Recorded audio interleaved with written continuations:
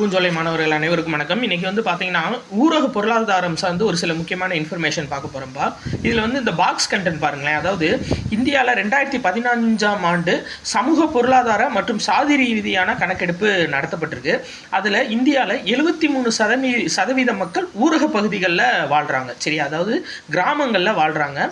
இதில் 18.5% மக்கள் தாழ்த்தப்பட்ட வகுப்பை சேர்ந்தவர்கள், 11% மக்கள் பழங்குடியின வகுப்பை சேர்ந்தவர்கள். இந்த டேட்டா ரொம்ப முக்கியமான இன்ஃபர்மேஷன். 73% மக்கள் கிராமங்களில் தான் வாழ்கிறாங்க இந்தியாவை பொறுத்தவரை. அதில் 18.5 தாழ்த்தப்பட்ட வகுப்பை சேர்ந்தவர்கள், 11% பழங்குடியின வகுப்பை சேர்ந்தவர்கள். அடுத்து அப்படியே ஒரு 2 பேஜ் கழிச்சு பார்த்தோன்னா இந்த முத்ரா, இது ரொம்ப ரொம்ப முக்கியம்பா. ஏப்ரல் 8, 2015 இந்த முத்ரா திட்டம் வந்து துவங்கப்பட்டது. முகவர் வங்கி, முத்ரா வங்கி துவங்கப்பட்டுச்சு. ஸோ இதோட முக்கிய நோக்கம் என்னன்னா, முத்ரா அப்படின்னாவே சிறு குறு மற்றும் நடுத்தர நிறுவனங்களுக்காக கடன் வழங்கக்கூடிய வங்கி, அவ்வளோதான். சரியா, இது பாருங்களேன். அதாவது ஃபஸ்ட்டு சிறு குறு நிதி நிறுவனங்களுக்கு கொடுப்பாங்க, அது போக வங்கி சாரா நிதி நிறுவனங்களுக்கு கடன் கொடுப்பாங்க. அப்படின்னா எம்எஃப்ஐன்னு சொல்லுவாங்களா, மைக்ரோ ஃபினான்ஸ் இன்ஸ்டிடியூஷன்ஸ், அவங்களுக்கு கொடுப்பாங்க.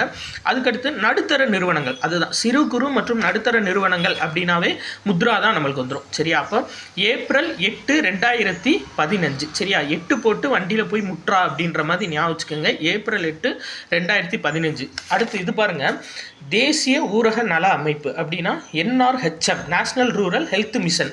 இது பாருங்களேன். அதாவது முத்ராவும் சரி இதுவும் சரி ரெண்டுமே ஏப்ரல் மாதம் தான். சரியா, இது 8, இது 12.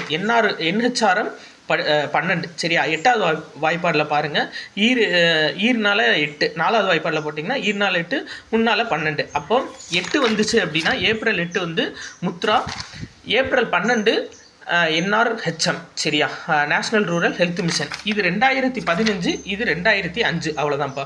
அப்போ தேசிய ஊரக நல அமைப்பு இதோட முக்கிய நோக்கம் என்னென்னா, கிராம பகுதிகளில் குடிநீர், சுகாதாரம், கல்வி, ஊட்டச்சத்து, சமூகம் மற்றும் பாலின சமத்துவம் இது எல்லாத்தையும் வழங்குறத நோக்கமாக கொண்டதான் இந்த தேசிய ஊரக நல அமைப்பு. சரியா, அப்போ நம்மளுக்கு வந்து பார்த்திங்கன்னா குடிநீர், சுகாதாரம், கல்வி, ஊட்டச்சத்து இதெல்லாம் ஞாபகத்துக்கு வந்துடும்.